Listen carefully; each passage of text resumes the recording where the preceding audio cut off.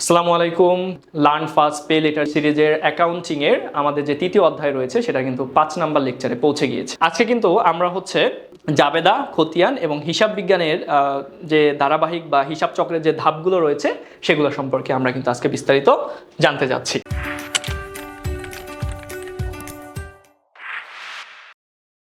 So আমরা তো আগের ক্লাসগুলোতে কি করেছি, আগের ক্লাসগুলোতে কোনটা লেনদেন সেটা চিহ্নিত করা শিখেছি, লেনদেনের দুইটা যে পক্ষ রয়েছে সেগুলো পক্ষ বের করা শিখেছি, পক্ষগুলো কি সম্পদ, আয়, ব্যয়, দায় নাকি মালিকানা সত্ত্ব সেগুলো বের করা শিখেছি, প্লাস হচ্ছে সেটা কি ডেবিট নাকি ক্রেডিট সেগুলো বের করা কিন্তু সব কিছুই অলমোস্ট আমরা কভার করতে পেরেছি।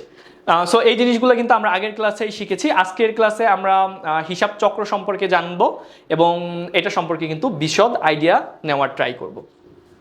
সো আমরা যে দুতরফা দাখিলা পদ্ধতিতে প্রথমে কি করেছিলাম, প্রথমে করেছিলাম হচ্ছে লেনদেনকে বিশ্লেষণ করেছি, লেনদেনকে বিশ্লেষণ করে দুইটা পক্ষ বের করেছি, দুইটা পক্ষ বের করার পরে সেগুলো এখন আমরা কি করব, সেগুলো কোথাও না কোথাও লেখা লাগবে, তাই না? সো এই যে লেখা কোথায় লাগবে সেই প্রেক্ষাপট থেকেই আমাদের হচ্ছে লেনদেন বিশ্লেষণ করার পরে প্রথম যে পার্টটায় বা প্রথম যে বইতে আমরা লিখি সেই বইটার নাম হচ্ছে জাবেদা। এজন্য যেহেতু আমাদের লেনদেন বিশ্লেষণ করার পরে প্রথম একটা বইতে লেখা হয় সেই বইটার নাম জাবেদা, এজন্য এই জাবেদাকে অন্য আরেকটা নাম আছে, সেই নামটা কি, সেটা হচ্ছে প্রাথমিক হিসাবের বই। সেই নামটা কি, সেই নামটা হচ্ছে প্রাথমিক হিসাবের বই। সো লেনদেন সংগঠিত হওয়ার পরে আমরা ডেবিট ক্রেডিট বিশ্লেষণ করলাম, ডেবিট ক্রেডিট বিশ্লেষণ করা শিখলাম এবং এই ডেবিট ক্রেডিট বিশ্লেষণ করে তারিখের ক্রমানুসারে আমরা যে প্রথম বইতে লিপিবদ্ধ করি সেই বইটার নামই হচ্ছে জাবেদা। সো আমরা তো এখন দুতরফা দাখিলা পদ্ধতি সম্পর্কে জানছি। আমাদের যে নেক্সট চ্যাপ্টারগুলো রয়েছে সেই চ্যাপ্টারগুলোই রয়েছে, এক একটা চ্যাপ্টারই রয়েছে জাবেদা নিয়ে, প্রত্যেক একটা চ্যাপ্টার রয়েছে খতিয়ান নিয়ে। সো এগুলো সম্পর্কে বিস্তারিত নেক্সট চ্যাপ্টারগুলোতে আমরা বিশদভাবে জানবো। এই যে আমরা জাবেদা করলাম, জাবেদা কি, যে কোনো লেনদেনের দুইটা পক্ষ বিশ্লেষণ করে টাইম ফ্রেম অনুযায়ী লেখা হয়। এখন এমন হইতে পারে, এখন জাবেদায় তো অনেক অনেক লেনদেন হয়, প্রতিদিন একটা প্রতিষ্ঠানে 1000, 2000, 3000 লেনদেন হইতে পারে। সো প্রত্যেকটা লেনদেনকে বিশ্লেষণ করে কিন্তু আমরা জাবেদায় লিখি। এখন আমি শুধু জানতে চাচ্ছি, এখন জাবেদায় কিন্তু সব ধরনের হিসাব থাকে, আয়, ব্যয়, দায়, মালিকানা সত্ত্ব, A to Z সব কিছু জাবেদায় থাকে। এখন এমন হতে পারে না যে আমি মাস শেষে জানতে চাচ্ছি আমার প্রতিষ্ঠানে কি পরিমাণ বিক্রয় হয়েছে, শুধু বিক্রয়ের অ্যামাউন্টটা জানতে চাচ্ছি। আমি জানতে চাচ্ছি আমার প্রতিষ্ঠানে এই মুহূর্তে কি পরিমাণ ক্যাশ রিজার্ভ আছে। আমি জানতে চাইতে পারি আমার সারা মাসে কি পরিমাণ ব্যয় হয়েছে। শুধুমাত্র একটা এলিমেন্ট সম্পর্কে আমি জানতে চাইতে পারি। এইখানে যে কাজটা করে সেই যে কাজটা আমাকে করে দেয় সে হচ্ছে খতিয়ান, এবং এই খতিয়ান কি করে, লেনদেনকে শ্রেণীভুক্তকরণ করে সাজিয়ে দেয়। সো এক এক ক্যাটাগরির লেনদেনকে আলাদা করে ও হচ্ছে আরেকটা নতুন বই ক্রিয়েট করে, সেটাকে আমরা কি বলতেছি, খতিয়ান, এবং এই জন্য এটাকে বলা হচ্ছে পাকা হিসাবের বই। সো আমাদের প্রসেসটা কি ছিল, আমরা অ্যাকাউন্টিংয়ে সবার প্রথমে লেনদেন আইডেন্টিফিকেশন করি, যেগুলো তোমরা আগের যে অধ্যায়গুলো রয়েছে সেগুলোতে শিখেছো। তারপরে আমরা কি করেছি, তারপরে হচ্ছে আমরা জাবেদায় লিখি এবং জাবেদা থেকে জাবেদার যে আইটেমগুলো সেগুলোকে শ্রেণীভুক্ত করে আমরা হচ্ছে খতিয়ানে নিয়ে যাই। ওকে, তাহলে আমরা জাবেদার সম্পর্কে একটু জানি এখন।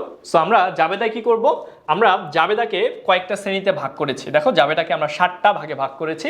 এর মধ্যে এই যে প্রথম যে 6টা রয়েছে এই 6টার নাম হচ্ছে বিশেষ জাবেদা। কি রয়েছে এই 6টার নাম কি, বিশেষ জাবেদা। এবং এইটা বিশেষ জাবেদা বাদে অন্য কোনো জাবেদা থাকলে সেটাকে আমরা বলতেছি প্রকৃত জাবেদা। চলো আমরা এই বিশেষ যে 6টা জাবেদা রয়েছে সেগুলো সম্পর্কে একটু আলোচনা করি। যদিও যখন জাবেদা চ্যাপ্টারে তোমরা যাবা এটা সম্পর্কে বিস্তারিত তোমরা কিন্তু ডিটেলসে জানতে পারবা, তাও এই চ্যাপ্টারে জানার জন্য আমরা কিছু ইনফরমেশন জানি। সো আমাদের এখানে কি রয়েছে, প্রথম রয়েছে আমাদের ক্রয় জাবেদা। সো আমরা অনেক সময় আমাদের যে প্রোডাক্ট রয়েছে বা আমাদের যে সার্ভিস রয়েছে সেটা আমি পারচেস করি। যদি আমি প্রোডাক্ট বা সার্ভিস পারচেস করি তাহলে কি হয়, তাহলে আমি যে বইতে লিখি সেই বইটার নাম হচ্ছে ক্রয় জাবেদা। তবে এখানে একটু মাথায় রাখবা, এই ক্রয়টা অবশ্যই বাকিতে হতে হবে। কিসে হতে হবে, বাকিতে হতে হবে। নগদে যদি কোনো কিছু ক্রয় করি তাহলে কিন্তু হবে না। অবশ্যই বাকিতে ক্রয়কৃত পণ্যের জন্য আমি যে জাবেদা দেই, যে বইতে জাবেদা দেই সেটার নাম হচ্ছে ক্রয় জাবেদা। আবার বাকিতে বিক্রয়কৃত পণ্যের জন্য যে জাবেদা দেই সেটাকে বলা হচ্ছে বিক্রয় জাবেদা। তারপরে হচ্ছে এই যে বাকিতে আমি পণ্য ক্রয় করলাম, এই পণ্য ক্রয়ের মধ্যে আমার আবার প্রোডাক্টটা মানে নষ্ট আসতে পারে, সেগুলো আমাকে রিটার্ন করতে হয়। সো বাকিতে ক্রয়কৃত পণ্য রিটার্নের জন্য যে বই ব্যবহার করা হয় সেই বইয়ের নাম হচ্ছে ক্রয় ফেরত জাবেদা। সিমিলারলি আমি যখন কোনো কিছু বিক্রয় করব, বিক্রয় করার পরে সেই প্রোডাক্টটা আমার কাছে আবার রিটার্ন আসতে পারে ডিউ টু এরর্স। যদি প্রবলেম থাকে, ভুল থাকে, তাহলে ওই প্রোডাক্টগুলো যদি আমার কাছে রিটার্ন আসে, তাহলে যে বইটা আমি ব্যবহার করব এটা লিপিবদ্ধ করার জন্য সেটার নাম হচ্ছে বিক্রয় ফেরত জাবেদা। তাহলে এই যে বিশেষ জাবেদার যে প্রথম 4টা আমরা জাবেদার বই দেখলাম, এই 4টা বই কিসের জন্য? বাকিতে ক্রয়, বাকিতে বিক্রয়, বাকিতে ক্রয় ফেরত, বাকিতে বিক্রয় ফেরতের জন্য। এ ব্যতীত যদি কোনো লেনদেন হয় সেগুলো যদি নগদে হয়, কিসে হয়? নগদে হয়। তাহলে হচ্ছে যদি আমি নগদে টাকা পাই তাহলে আমরা বলবো নগদ প্রাপ্তি জাবেদা। যদি আমাদের নগদ টাকা চলে যায় তাহলে আমরা বলবো নগদ প্রদান জাবেদা। এছাড়া এই যে 6টা এন্ট্রি বা এই যে 6টা দফা ছাড়া যদি এর বাইরে যদি কোনো এন্ট্রি থাকে, কোনো দফা থাকে, সেগুলাকে আমরা সব কিছু কোথায় ফেলে দেই? সেগুলাকে আমরা প্রকৃত জাবেদার মধ্যে ফেলে দেই। সো যেমন হতে পারে যেমন বাট্টা, অবচয় ইত্যাদি। চলো এখন আমরা একটু হিসাব চক্র সম্পর্কে জানি। হিসাব বিজ্ঞানের যে কার্যাবলী সেগুলো কিন্তু ঘুরে ফিরে একই ধরনের হয়ে থাকে।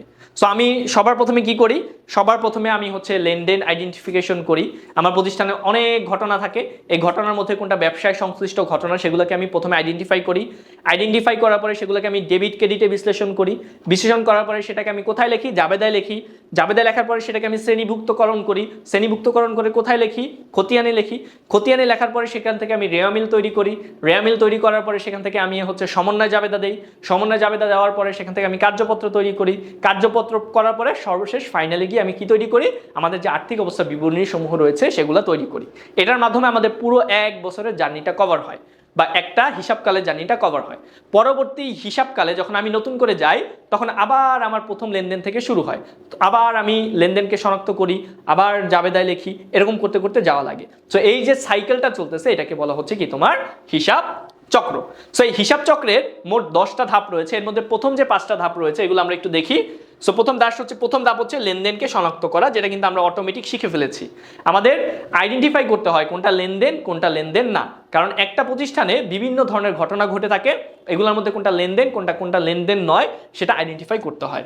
লেনদেন আইডেন্টিফাই করার পরে সেটাকে আমরা কি করি? বিশ্লেষণ করি। এই বিশ্লেষণের কাজটাই কিন্তু আমরা মেইন এই চ্যাপ্টারটা করতেছি।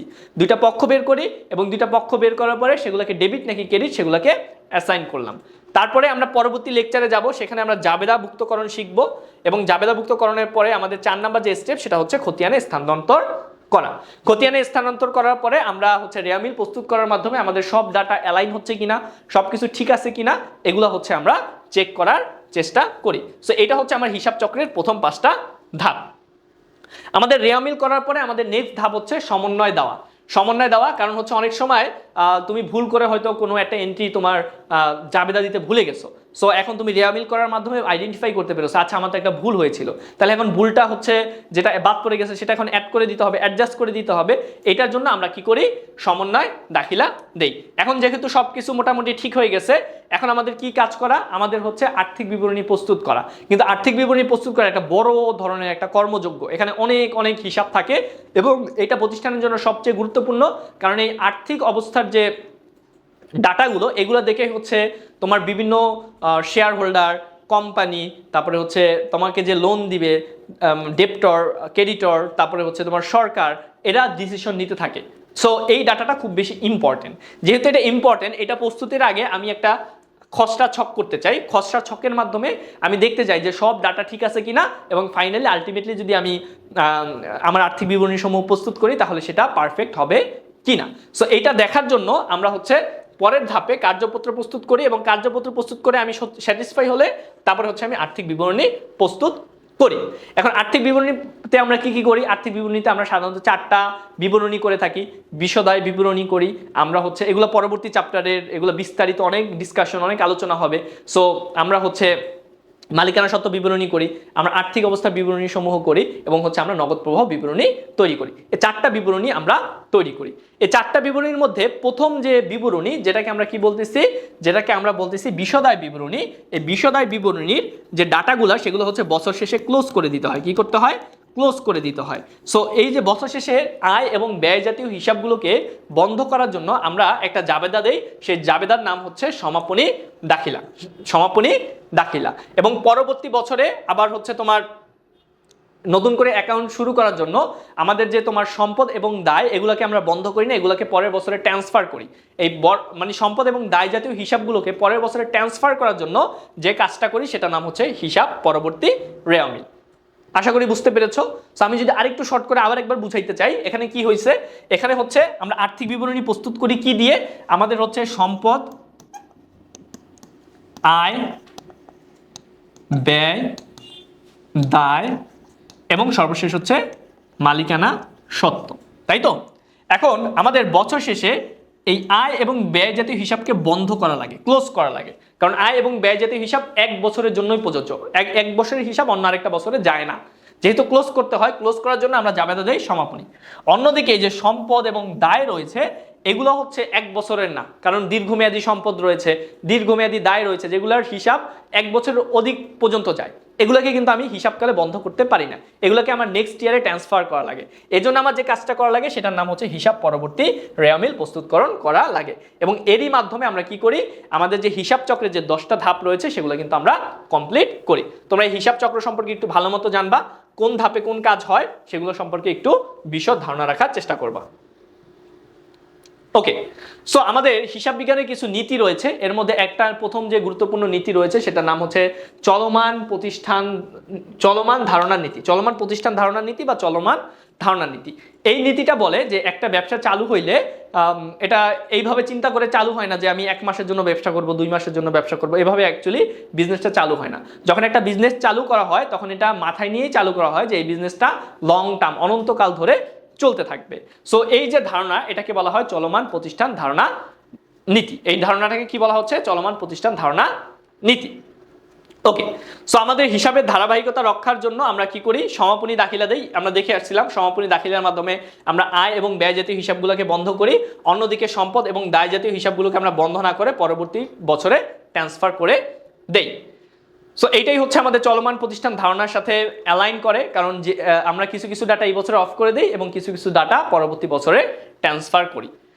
চলতি বছরের শেষ তারিখে সমাপনী জেরগুলো পরবর্তী বছরের শুরুতে নিয়ে যাওয়ার জন্য আমরা যে জাবেদা দেই সেই জাবেদাটার নাম হচ্ছে প্রারম্ভিক দাবেদা বা হচ্ছে প্রারম্ভিক দাখিলা।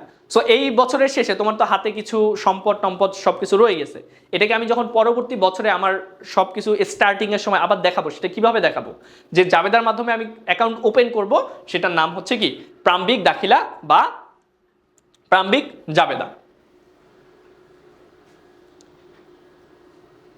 ওকে, তাহলে এই লেকচারে আমরা কি কি শিখলাম? এই লেকচারের মাধ্যমে আমরা হচ্ছে লেনদেনগুলো প্রথমে জাবেদা ও পরে কিভাবে খতিয়ানে আনা হয় সেগুলো সম্পর্কে জানলাম। হিসাব চক্রের যে 10টা ধারাবাহিক ধাপ রয়েছে সেগুলো সম্পর্কে আমরা বিশদ আলোচনা করেছি এবং চলমান প্রতিষ্ঠান ধারণা সম্পর্কে আমরা আলোচনা করেছি এবং এর ফলে কিভাবে এক বছরের সম্পদ অন্য আরেকটা বছরে স্থানান্তরিত হয় সেটা নিয়ে আমরা ডিসকাশন করেছি। যদি চলমান প্রতিষ্ঠান ধারণা এই নীতিটা না থাকতো তাহলে কিন্তু ব্যবসা একটা হিসাবকালের জন্যই হইতো, অন্য হিসাবকালে আর থাকতো না, তাহলে এই বছরের হিসাব সব ক্লোজ করে ব্যবসা বন্ধ করে আমাদের চলে যাওয়া লাগতো। কিন্তু যেহেতু ব্যবসা অনন্তকাল চলে তাহলে এই বছরের হিসাব অন্য আরেকটা বছরে ট্রান্সফার করা লাগে এবং এই বিষয়টার জন্য যে নীতি কাজ করে সেটার নাম হচ্ছে চলমান ধারণার নীতি। তাহলে কি করবা, তোমাদের হোমওয়ার্ক হয়েছে কি, তোমাদের হোমওয়ার্ক হয়েছে আমাদের যে হিসাব চক্র রয়েছে এই হিসাব চক্রের 10টি ধাপ তোমরা হচ্ছে একটা ফ্লো চার্ট দেওয়া আছে তোমাদের বইতে, ওই ফ্লো চার্টের মতন করে তোমরা আঁকবা এবং হচ্ছে মেমোরাইজ করার চেষ্টা করবা। ওকে, এবং প্রতিটি যে ধাপগুলো রয়েছে সেগুলো হচ্ছে সুন্দর করে এটা খাতায় লিখে রাখবা। আমাদের যে অনলাইন প্রাইভেট ব্যাচটি রয়েছে এখানে তোমরা এনরোল হতে পারো। এখানে যদি তোমরা একটা নির্ধারিত ফি দিয়ে যদি যুক্ত হও আমরা তোমাদের বিভিন্ন ধরনের টার্গেট দিব, SW দিব, CW দিব এবং তোমাদের যে ইন্টারনাল যে প্রবলেম রয়েছে নিজেদের যে সমাধান করতে পারতেছো না এরকম যে প্রবলেমগুলো রয়েছে বা গুরুত্বপূর্ণ যে প্রশ্নগুলো রয়েছে সেগুলোর কিন্তু আমরা ধরে ধরে সলভ করাবো এবং হচ্ছে তোমাদের নিয়মিত এক্সাম নিব যাতে করে আমরা নিশ্চিত করতে পারবো যে তোমরা 100% একটা প্রপার সলিউশন বা প্রপার প্রস্তুতি নিচ্ছ। এবং এই কোর্সের মাধ্যমে যদি আমাদের সাথে যুক্ত হও তাহলে আমরা আশা করি যে তোমাদের কোনো প্রকার প্রাইভেট টিউশন বা ব্যাচ বা কোচিং কোনো কিছুতে আর এনরোল হওয়ার প্রয়োজন হবে না। সো আশা করতেছি তোমরা আমাদের এই প্রোগ্রামের সাথে যুক্ত হবে এবং আমি তোমাদের সাথে থাকবো এবং তোমরা দেখতে পাবে যে বিভিন্ন লেকচার বিভিন্ন ভালো ভালো টিচার নিচ্ছে। সো আইটেক স্কুল তোমাদের জন্য সর্বদা চেষ্টা করবে যে টিচার যে সাবজেক্টে যে পয়েন্টে সবচেয়ে বেটার সেই টিচারকে দিয়ে তোমাদের ক্লাসগুলো নেওয়ানো। সেই ক্ষেত্রে তোমরা এনশিওর হতে পারবা যে সবচেয়ে বেটার কোয়ালিটির রিসোর্সেস তোমরা পাবা। সো তোমরা আমাদের সাথে যুক্ত হও, যুক্ত হওয়ার জন্য আমাদের ওয়েবসাইট ভিজিট করতে পারো অথবা আমাদের হটলাইনে যোগাযোগ করতে পারো।